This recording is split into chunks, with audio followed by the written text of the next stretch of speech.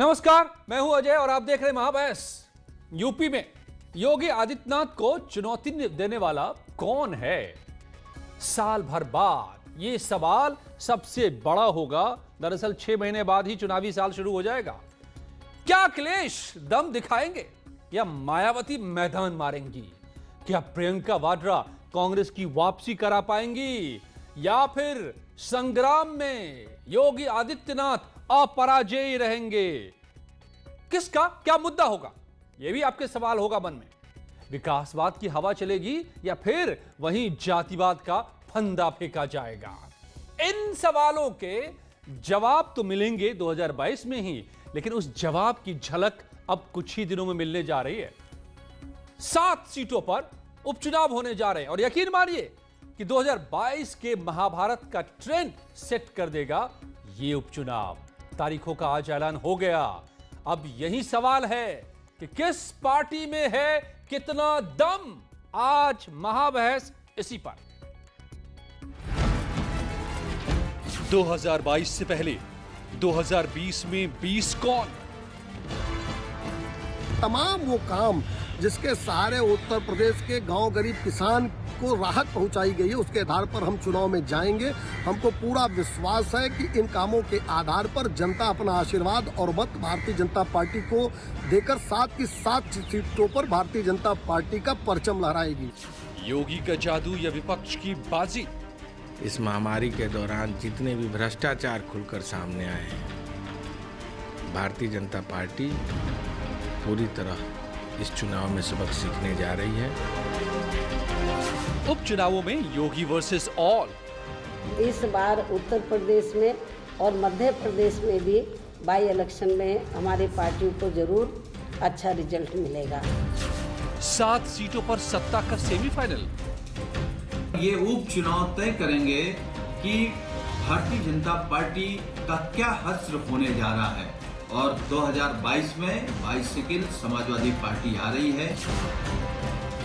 योगी के सामने कौन? अमित पुरी नेता बीजेपी, सुनील सिंह साजन एसपी के प्रवक्ता अंशु अवस्थी, कांग्रेस नेता एमएच खान, राजनीतिक विश्लेषक शेष नारायण सिंह साहब, वरिष्ठ पत्रकार मेरे साथ जुड़े हुए हैं। आप सभी के सभी। और आज के इस महाबहस के डिबेट में, जो यूपी का सबसे बड़ा डिबेट शो है, सबसे ज्यादा देखा जाता है, इसमें आपको वो झलक मिल जाएगी कि 2022 में क्या होने जा रहा है। 2022 की बात मैं कर रहा हूं और इसीलिए सबसे पहले सवाल मुझे समाजवादी पार्टी से पूछना था, नहीं है समाजवादी पार्टी इस वक्त। तो खान साहब आपसे शुरू करते हैं। बताइए क्या दावेदारी आपकी होगी, क्या कैसे चुनौती देंगे? योगी के सामने कौन है इस वक्त यूपी में?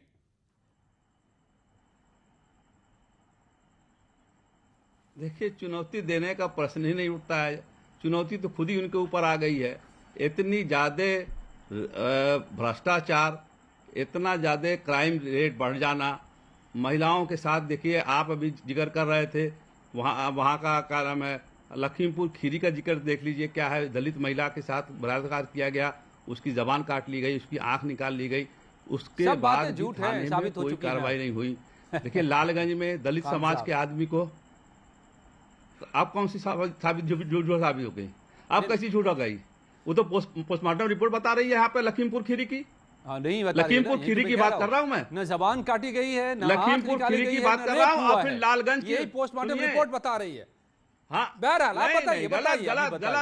गलत अफवाह, ये गलत बात है। नहीं, ये बातें अफवाह थी जो गलत साबित हुई। दूसरी बात सुन लीजिए। अच्छा, इसको नहीं मानते हैं? लालगंज में पुलिस का दावा, सुनिए, लालगंज में पुलिस का दावा हो सकता है, तो मैं कह रहा हूं पुलिस का दावा हो सकता है, लेकिन देखिए, लालगंज में एक दलित समाज के आदमी को जो रिक्शा चलाता था, उसको थाने में ले आके मारा गया, मर गया। इस बात में भी कुछ सच्चाई है कि नहीं है? इस बात में सच्चाई है कि नहीं है? आप ये बता दीजिए खान साहब, समय आपका एक मिनट। देखिए, पहले एक मिनट में सबको अपनी अपनी बात रखनी होगी। आपकी दावेदारी क्या है कि आप योगी सरकार की बुराई करके उनको दावेदारी पेश करेंगे अपनी? नहीं, नहीं नहीं, योगी सरकार की बुराई करने की जरूरत ही नहीं पड़ेगी। ठीक है, जनता सब भुगत रही है। Okay fine. देखिए, जनता खुद जान रही है कि क्या दशा हमारी हो गई है। कोरोना काल में हमारी क्या दशा हो गई है। किसान भूखा मर रहा है, नौजवान नौकरी नहीं पा रहा है। सवाल इस बात का है कि कोरोना काल में भी खान साहब मैं दोबारा आऊंगा आपके पास। धांधली हो गई, 1 मिनट से बहुत ज्यादा हो गया आपका। हो गया अंशु अवस्थी, सवाल 1 इस मिनट बात में का है, 1 मिनट में आप भी अपनी दावेदारी पेश कर दीजिए। के प्रियंका बाद जी ने भी बड़ी नई 20% टीम बनाई है, जी। बहुत सारे ब्राह्मणवाद की हवा भी चलाने की आप लोगों ने कोशिश कर ली है, तो क्या जातिवाद का सिक्का आपका बैठेगा? चुनौती दे पाएंगे योगी आदित्यनाथ को? अजय भाई, मुझे 1 मिनट दीजिएगा, मैं अपनी बात पूरी कर लूं तब पूरा 1 मिनट है आपके पास और समय शुरू होता है। उत्तर प्रदेश में भारतीय जनता पार्टी ने बड़े बड़े वादे किए थे 2017 के चुनाव में। नौजवानों को 14 लाख प्रतिवर्ष हम नौकरियां देंगे, रोजगार देंगे। उत्तर प्रदेश में एक एंटी रोमियो स्क्वाड बनाया गया था। उत्तर प्रदेश में भ्रष्टाचार और जंगल राज रोकने के लिए वादा किया था। आज उन सारे वादों को एक एक करके उठा लीजिए, सारे वादे धराशायी और सरकार जिस तरीके से जातिवाद पर उतारू है। उत्तर प्रदेश में भ्रष्टाचार चरम पर है, यहां तक कि मुख्यमंत्री कार्यालय तक आरोप लगे। कोरोना में जिस तरीके से थर्मोमीटर, ऑक्सीमीटर और पीपी किट में भ्रष्टाचार हुआ है, जय भाई, ये किसी से छिपा नहीं है। दूसरा, उत्तर प्रदेश में बलात्कार पर बलात्कार, बलात्कार पर बलात्कार। आज उत्तर प्रदेश के लिए बहुत ही दुर्भाग्यपूर्ण दिन है कि सरकार जिस न्यूज को फेक न्यूज बताती रही, वो आज हाथरस की हमारी बेटी अपने जीवन से हार गई। हम उत्तर प्रदेश के लोगों के लिए ये शर्मनाक बात है और उत्तर प्रदेश की सरकार के लिए ये आज काला दिन है। दूसरा, श्रीमती प्रियंका गांधी जी के नेतृत्व में आपका अभी समय खत्म हुआ। आप ये नहीं बता पाए कि आपकी दावेदारी क्या होने जा रही है। आपने भी योगी सरकार की कमियों को गिनाने की कोशिश की। उत्तर प्रदेश में लगातार कोई दिन नहीं जाता, मैं दोबारा आऊंगा आपके पास, मैं दोबारा आऊंगा आपके पास। नहीं जाता जब अपराध ना होता हो। ठीक है, ठीक है, ठीक है। एक फर्क कहती है सरकार बार बार। आप जिन अपराधों की बात कर रहे हैं, जिन अपराधों की बात खान साहब कह रहे हैं कि अपराध तो हमेशा से होते रहे हैं, लेकिन अपराधियों पर कार्रवाई अब हो रही है, यह सरकार दावा करती है। अब यह जनता बताएगी ये उपचुनाव में और आने वाले चुनाव में क्या ऐसा हो रहा है कि नहीं हो रहा है। लेकिन अमित पुरी साहब, क्या दावा है ये उपचुनाव में, जो बातें आप लेकर जाने वाले हैं और जो 2022 में भी बताएंगे कि क्यों फिर एक बार योगी सरकार? बहुत सीधी सी बात है अजय जी, जो सरकार मौजूदा वक्त में होती है और उपचुनाव उसके समय होता है, उस सरकार की उपलब्धियां और कृतित्व यह विपक्ष तराजू पे तौलता है, आलोचना करता है और सरकार उपलब्धियां बताती है। लेकिन मैं एक लय पंक्ति कह दे रहा हूं, जिस मऊ के अंदर दंगे में मुख्तार अंसारी खुली जीप में AK-47 लेकर पुलिस को चुनौती दे रहा था, आज 2020 के अंदर जब उत्तर प्रदेश में उपचुनाव होगा तो उस मुख्तार अंसारी की संपत्ति पर सरकारी बुलडोजर चल रहा है और खौफ से उत्तर प्रदेश का माफिया कांप रहा है, चाहे वो अतीक हो और चाहे मुख्तार अंसारी हो, जो सत्ता के साथ गलबैया करते थे। आज उनकी गलतियों की सजा उनको दो टूक दी जा रही है। उत्तर प्रदेश की लॉ एंड ऑर्डर के अंदर मैं ये नहीं कहता अपराध नहीं हो रहा है, लेकिन जहां जहां अपराध हुए वहां कार्रवाई हुई हो, चाहे रोजगार का मसला हो, चाहे उत्तर प्रदेश में इन्वेस्टमेंट का मामला हो, चाहे बेरोजगारी के सापेक्ष नौकरी देने का मामला हो, उत्तर प्रदेश की स्थिति आगे की तरफ बढ़ी है, पीछे की तरफ नहीं गई है। ओवर 1 मिनट हो गया सर इस वक्त आपका। अभी भी सुनील साजन जुड़ नहीं पाए, अंशु अवस्थी कुछ कह रहे हैं, लेकिन मैं आपकी बात तब सुन पाऊंगा जब मैं एक बार सबको ले लूं। शेष नारायण जी, तो क्या आपको भी वो एडवेंचर का फील हो रहा है क्या, जो अब दौर शुरू होने वाला है यूपी में फिर से एक बार महाभारत का, और हम जो चारों तरफ से आवाजें हम देख रहे हैं और सरकार जिस घटना को बराबर छिपाती रही, उस अपराध को कैसे रोकेंगे? महोबा में जिस तरह व्यापारी की हत्या की गई, उसमें एक ठीक है अंशु जी, मैं आऊंगा आपके पास, दोबारा आऊंगा ना। मैं शेष नारायण सिंह साहब को ले आऊं पहले डिबेट में। शेष नारायण जी, क्या लग रहा है आपको, योगी वर्सेज ऑल होने जा रहा है, डेवलपमेंट वर्सेज कास्टिज्म होने जा रहा है, विकासवाद वर्सेज जातिवाद होने जा रहा है, कैसी लड़ाई होने जा रही है? नहीं, विपक्ष के लोग जो बता रहे हैं सारे इश्यूज हैं और इन इश्यूज पे किसी भी सरकार को घेरा जा सकता था, लेकिन वहां उत्तर प्रदेश में सिनेरियो ये है कि ये जो बीजेपी है, ये तो चुनाव पिछला खत्म होता तो अगले चुनाव की तैयारी शुरू हो जाती है। 2019 के रिजल्ट आए और उसके बाद से वो लोग इलेक्शन मोड में आ गए हैं सारे लोग। और यहाँ पे अपोजिशन में अभी सीन ये है कि कौन कहाँ लड़ेगा। मायावती, आज मैं अभी देख रहा था कि वो उपेंद्र कुशवाहा से समझौता वहां करके आ गई, तो मायावती के कैंडिडेट्स अलग होंगे। असदुद्दीन ओवैसी बीजेपी के मतलब परमानेंट मतलब वो उम्मीदवार खड़े ही करते हैं जहां भी मुसलमान ज्यादा होंगे। तो इस तरह का जो माहौल है, कांग्रेस का क्या होगा? कांग्रेस की 7 सीटें थी, उसमें से अदिति सिंह जो है, धोनी सिंह की ग्रैंड डॉटर, वो पता मतलब अलग ही हो चुकी है। तो सीन समझ में नहीं आ रहा है और उनका एकदम कंपैक्ट इलेक्शन मशीनरी वेल आइड चल रही है। तो उसमें मुझे ऐसा लगता है कि वो योगी वर्सेस आल होगा, लेकिन अभी उनकी तो कैंपेन शुरू हो चुकी है, वो तो 2019 से ही चल रहे हैं और इनके यहाँ अभी ये तय नहीं है कि पिछले साथियों के साथ लड़ेंगे कि नए साथी आएंगे। और चंद्रशेखर आजाद भी आ गए हैं, वो क्या रोल अदा करेंगे? तो तरह तरह के सिनेरियो हैं, वोट उनके निश्चित हैं और मेरा टाइम खत्म हो गया। बहरहाल ये है कि अब देखो, अब आने दो चुनाव, फिर देखा जाएगा। हमें तुमको क्या, हम लोग तो बैठ के मजा लेंगे, चाहे क्यों हारे कोई जीते, हमसे क्या। बेशक हम तो निगाह बनाए रखेंगे, हम तो एक एक चीजों की पड़ताल और व्याख्या करते रहेंगे। लेकिन खान साहब, अरे अरे हड़बड़ाइए नहीं भाई। अंशु अवस्थी जी, बड़े मौके आपको मिलेंगे। आपने जातिवाद से लेकर हर तरह की गोटियां आपने बिछा ही दी है। अब देखिए तो सही कि जनता तक कितनी गोटियां आपकी जा पाती हैं। खान साहब, उस पर कोई जातिवाद नहीं, आप इस तरीके के आरोप करने की कोशिश मत करिए अजय भाई। नहीं, अब मैं आप क्या कहूं, मैं आपको आपके जितिन भाई साहब को इतना हाल में दर्द होने लगा ब्राह्मण की समस्याओं को देख करके। विकास दुबे का एनकाउंटर क्या हुआ, आप लोग परेशान हो उठे। आप इधर सारे लोग परशुराम की मूर्तियां बन रही हैं कहीं पर। आप अगर एक दलित बेटी आज हमारी आपका मेरा पूरा नई जो पीसीसी बनी है उसकी पूरी लिस्ट है, किसमें कितने लोग हैं। 8 लोग ब्राह्मणों को आपने पीसीसी में लेकर आए। ठीक है भाई, आप कीजिए, आपका हक है, कौन आपको बुरा कह रहा है। लेकिन आप जातिवाद पर चुनाव लड़ेंगे ये बोल दीजिए, मान लीजिए ना। दुर्भाग्यपूर्ण है आज हाथरस में हमारी एक बेटी ने अपनी जान गंवा दी। सैड, और ये दुर्भाग्यपूर्ण, बिल्कुल दुर्भाग्यपूर्ण है सर। पूरे दिन हम उस खबर पर लगातार पड़ताल में जुटे हुए हैं कि आखिर हुआ क्या। लेकिन यह भी पता चल रहा है कि बहुत से लोग अफवाह उड़ा रहे हैं कि आंख निकाल लिया, जीभ काट ली, रीढ़ तोड़ दी, झूठी बातें भी फैलाई जा रही हैं। यह भी दुर्भाग्यपूर्ण है, यह भी दुर्भाग्यपूर्ण है। अंशु अवस्थी जी, कोई भाजपा नेता दिख रहा है ना भाजपा के मंत्री दिख रहे हैं। नहीं चलिए, ये तो ठीक है। ओके खान साहब से बैक टू एमएस खान साहब, तो ये पहला मौका होगा जब बहन जी उपचुनाव में विधानसभा में उतरेंगी, विधानसभा उपचुनाव में। तो अब समझ में आ गया कि चुनाव का मतलब क्या होता है। बीजेपी ने कम से कम ये सिखा दिया आप लोगों को।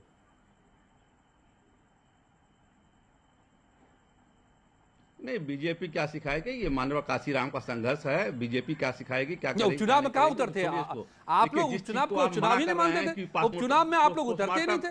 पोस्टमार्टम रिपोर्ट में ये आ गया, वो आ गया। सुन लीजिए अजय जी, सुन लीजिए। अब वो जो सब चुनाव की बात तो हम नगर पालिका के चुनाव में उतरते थे, हम नगर पालिका चुनाव उतरे तीन हम चुनाव विधानसभा उपचुनाव में पहली बार उतर रहे आप लोग। लगाया पहले, ऐसी क्या नौबत आ गई, ऐसा क्या बदलाव आ गया? पोस्टमार्टम रिपोर्ट में कुछ नहीं आया, लेकिन आप मैं वहां मौजूद नहीं था। सुन तो लीजिए अजय जी, सुन आप मुद्दा मेरा सर उपचुनाव है, इस पर हम दिन भर कर रहे हैं हम लोग। नहीं, उस मुद्दे पर हम लोग दिन भर कर रहे हैं। मैं आपका मुद्दा, आपने जो चीज छेड़ी उस पर तो बोलने दीजिए मुझे। ठीक है, नहीं देखिए, ये तरीका हमारे हिसाब से नहीं सही है कि आप मुझे बोलने न दें। देखिए, बोलने दीजिए, कम से कम बोलिए। आप देखिए, अभी जब कह रहे थे कि पोस्टमार्टम रिपोर्ट आ गई, कुछ नहीं किया गया, तो आप ही का चैनल और सारे चैनल दिखा रहे थे, हम तो वहां गए नहीं थे। यही आप ही का चैनल कह रहा था कि जबान काट ली गई, होंठ काट लिया गया, यह कर दिया गया। और सवाल इस बात का है कि बहुजन समाज पार्टी अगर चुनाव में उतरती है तो उसमें हर्जा क्या है? वो देखिए, पिछले चुनाव 2017 में चुनाव में भी 20% वोट लेके आगे रही सबसे। अब खान साहब, मैं एक चीज बता दूं, का उनका घटा नहीं है। खान साहब, आप समझ लीजिए उनको। खान साहब, जब सर्वजन हिताय सर्वजन सुखाय का नारा उन्होंने लगा दिया, तो अब उसको समझिए जी। पहली बात तो बता दें कि न्यूज़ 18 ने सबसे पहले हाथरस की खबर में ये दिखाया था कि ये गला दबाकर हत्या की कोशिश थी। बाकी सारी बातें जो अफवाह फैली वो भी हमने दिखाया और आज ये भी बात सामने आई है। लेकिन उस मुद्दे पर नहीं जाऊंगा मैं। आप क्या बीएसपी को अब अपनी हैसियत का पता चल गया है ना कि उपचुनाव भी अहम होता है? लखीमपुर खीरी में दलित समाज की लड़की को मारा गया है, ये पोस्टमार्टम रिपोर्ट में आया क्या कि नहीं? गला काटा, कार्रवाई हो गई सर, सारे सारे जेल के भीतर हैं जिन लोगों ने ये अपराध किया। कार्रवाई कुछ नहीं हुई, तो सारे थानेदार वहीं बैठे हैं, 4 आरोपी सिपाही जेल वहीं के बैठे भीतर जा हैं। चुके हैं। क्या चाह रहे हैं आप बताइए? पुलिस का एक बाल समाप्त हो चुका है उत्तर प्रदेश में, पुलिस का एक बाल समाप्त हो चुका है। अमितपुरी साहब, आप कह रहे हैं कि कार्रवाई हो रही है, कर दी गई, लखनऊ के अंदर कमिश्नर बैठता है, पुलिस का रोज हत्या हो रही है, रोज मर्डर हो रहा है, रोज डकैती पड़ रही है, कमिश्नर बनाने से कोई फायदा हुआ? पहले फिर मैं कहता हूँ आप सवाल कीजिएगा, अभी रन ओवर करने से कोई मतलब नहीं। ऐसा अमितपुरी जी, ये से नहीं, आप भाग नहीं सकते कि आप अरे भाई क्राइम बढ़ा हुआ है, क्राइम बढ़ा हुआ है, ऐसा नहीं। जवाब ले लीजिए खान साहब। अरे खान साहब जवाब, जब क्राइम को रोकेंगे तभी तो रुकेगा। जी जवाब दे रहे हैं आपके आरोपों का बीजेपी के अमितपुरी जी। अजय जी सवाल करें। नहीं, खान साहब कह रहे हैं, आप कह रहे हैं कि अपराध पर हम लगाम लगा रहे हैं, कार्रवाई कर रहे हैं। एमएच खान को लगता है कि पुलिस का इकबाल ही खत्म हो चुका है, तो जनता को क्या बताएं? एक लाइन की बात कहता हूं अजय जी, मैं एमएच खान साहब बड़े मुअज्जिज आदमी हैं, मैं उनका पूरा सम्मान करता हूं, पूरा एहतराम करता हूं, लेकिन नीचे लिखा है राजनीतिक विश्लेषक और बन गए प्रवक्ता बसपा, तो पहले यह तय हो जाए कि वो बसपा की तरफ से बोल रहे हैं कि राजनीतिक विश्लेषक की तरफ से बोल रहे हैं। बताइए भाई खान साहब, नहीं होनी चाहिए या पर्देदारी नहीं होनी चाहिए, या तो तय हो राजनीतिक विश्लेषक या बसपा।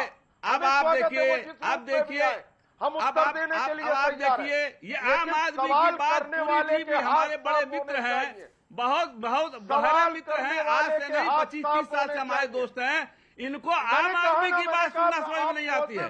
अगर राजनीतिक विश्लेषक बनके मैं आपकी अरे निंदक नेरे राखिए भाई पुरी जी, निंदक नेरे राखिए, घमंड में मत रहिए, निंदक नेरे राखिए, ये कह गए बड़े बुजुर्गों ने कहा निंदक नेरे राखिए। आप क्या बात कर रहे हैं?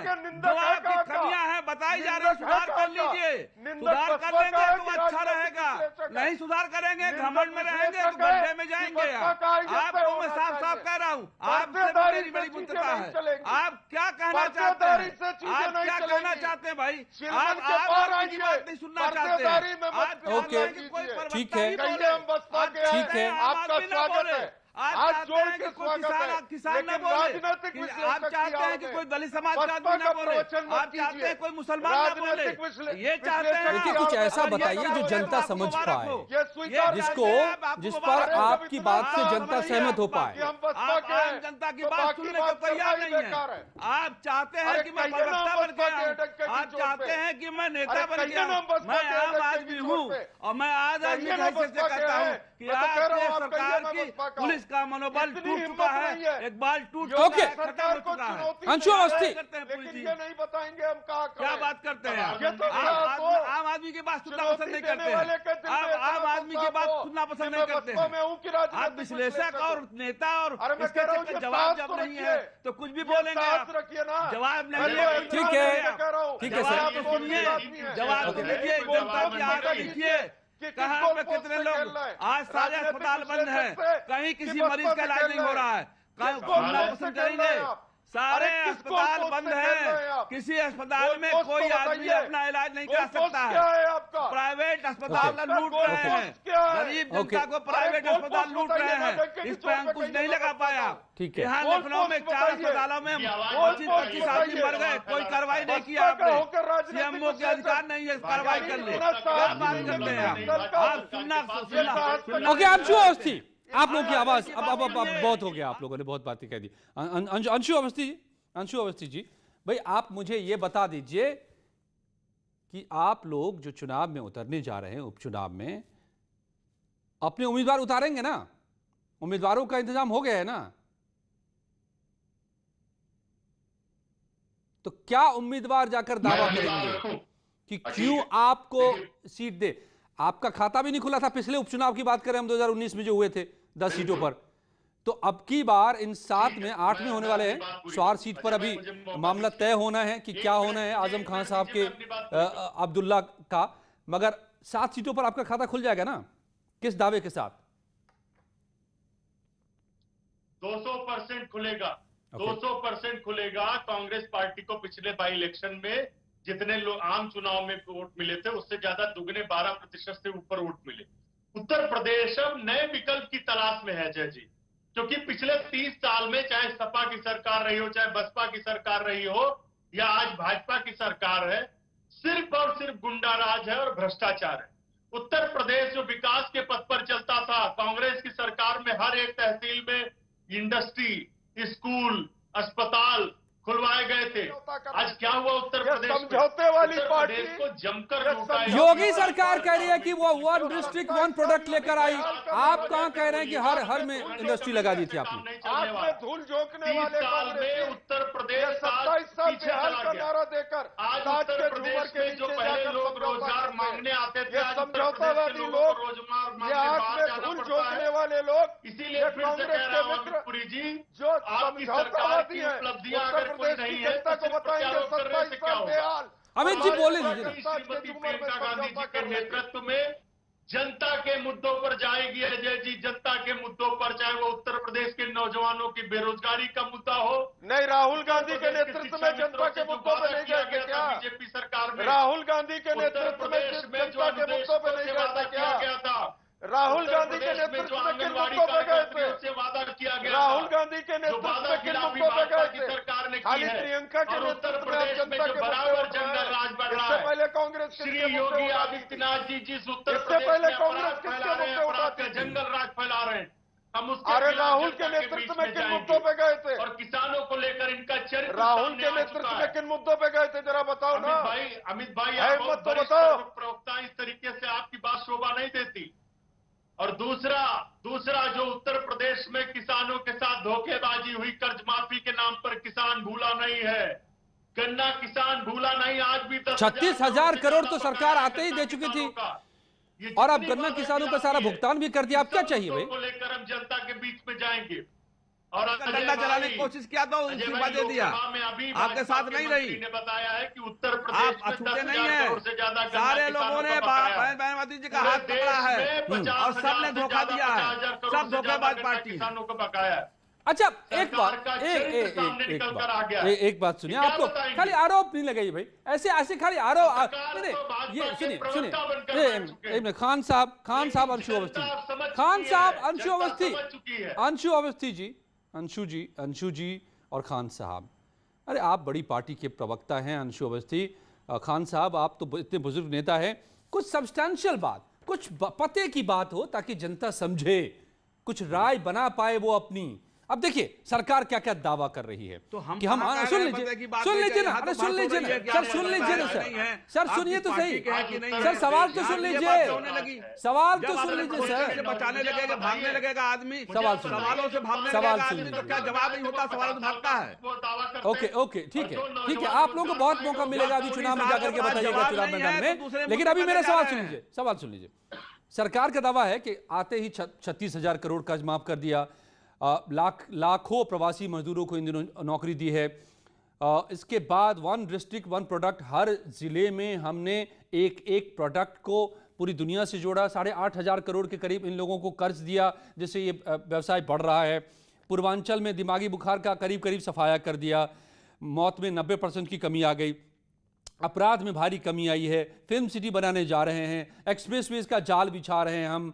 अखिलेश आधा अधूरा छोड़ गए थे एक्सप्रेसवे, उसको पूरा किया हमने। Purvanchal expressway, Bundelkhand expressway, Ganga expressway बना रहे हैं। माफिया की संपत्तियों पर अटैक कर रहे हैं। यूपी में व्यापार के नियमों को आसान बनाया है, ईज ऑफ डूइंग बिजनेस को बेहतर बनाया है। तो अब क्या चाहिए भाई, जान लेंगे क्या खान साहब,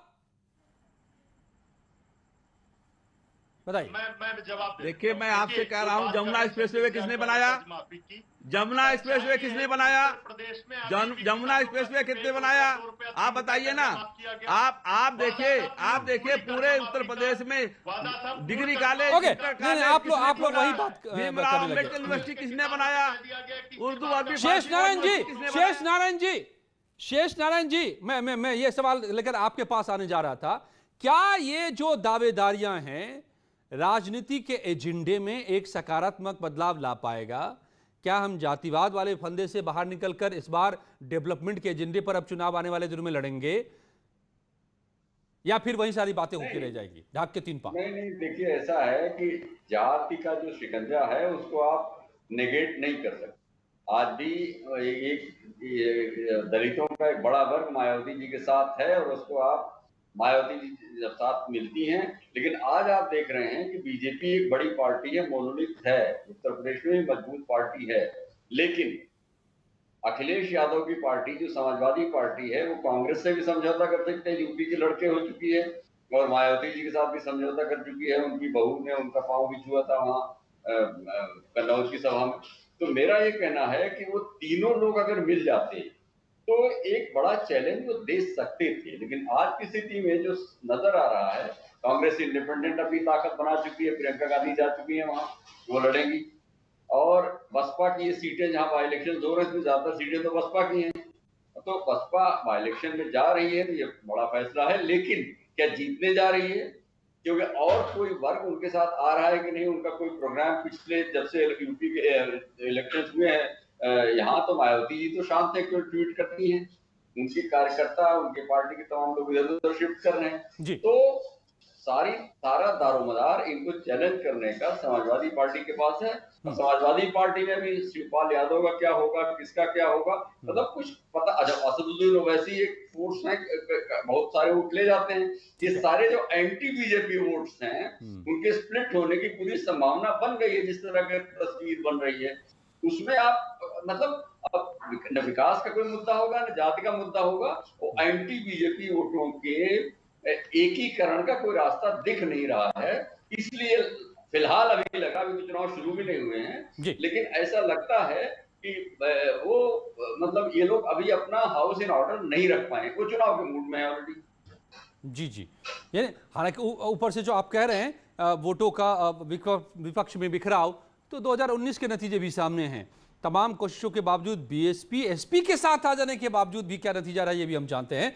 लेकिन मुझे लगता है, क्या अमित पुरी जी पहली बार इतनी बड़ी मेजॉरिटी से आपकी सरकार बनी है, चल रही है, ताबड़तोड़ कोशिश भी आप लोग कर रहे हैं, दावेदारियां भी कर रहे हैं, सबसे बड़ी चुनौती या सबसे बड़ी उपलब्धि आपकी क्या ये होगी कि आप चुनाव को विकास पर लड़वाएं, ना कि जातिवाद पर जाने दें?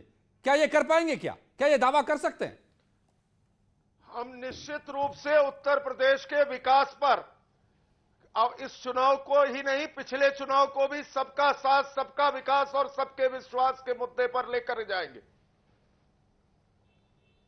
चलिए, ये मुझे लगता है कि ये चुनौती न सिर्फ पॉलिटिकल पार्टीज के लिए है, न सिर्फ सरकार के लिए है, बल्कि जनता के लिए भी है ये चुनौती कि क्या आप, जैसा अभी भी आशंका है शेष नारायण जी का, कि बात घूमकर वहीं आ जाएगी। इन दिनों जितने भी पॉलिटिकल पार्टीज विपक्ष के हैं वो कहीं न कहीं जाति के फंदे को फैलाते नजर आ रहे हैं। तो आप जनता क्या उसी फंदे में फिर से एक बार फंस जाएंगे, या आप तौलेंगे तराजू लेकर कि आपका कितना काम हुआ, आपका कितना भला हुआ या नहीं हुआ? ये सबसे बड़ी चुनौती जनता की भी होगी। धन्यवाद आप सबका मेरे साथ महाबहस में जुड़ने के लिए। तो आइए इंतजार करते हैं कि क्या झलक मिलती है इस उपचुनाव से 2022 की। जीनत के साथ आइए देखते हैं अब इस वक्त की खबरें।